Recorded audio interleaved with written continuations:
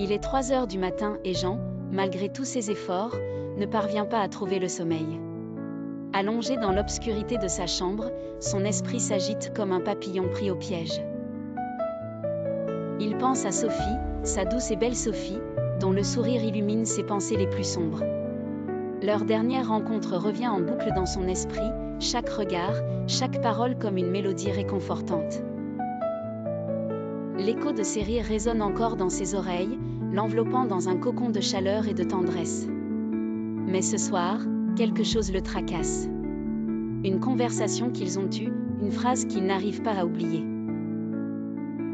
Jean se redresse brusquement dans son lit, allume la lampe de chevet et attrape son carnet. Depuis toujours, il a trouvé dans l'écriture une manière de clarifier ses pensées. La lumière douce révèle les esquisses de ses sentiments, griffonnés avec passion page après page. Il trempe sa plume dans l'encre et commence à écrire « Chère Sophie, il est tard et je ne peux trouver le sommeil. Mes pensées me ramènent sans cesse à toi.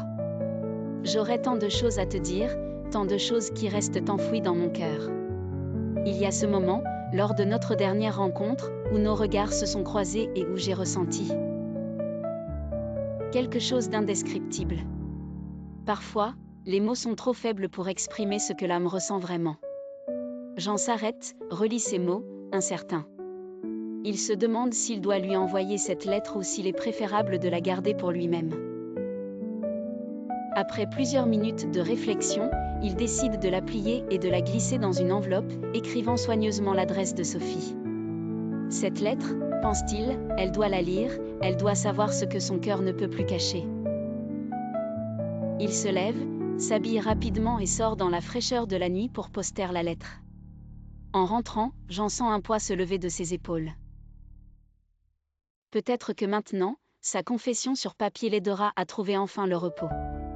Mais une chose est sûre, sa féminine est toujours présente, dans chaque battement de son cœur, et leurs histoires ne font que commencer.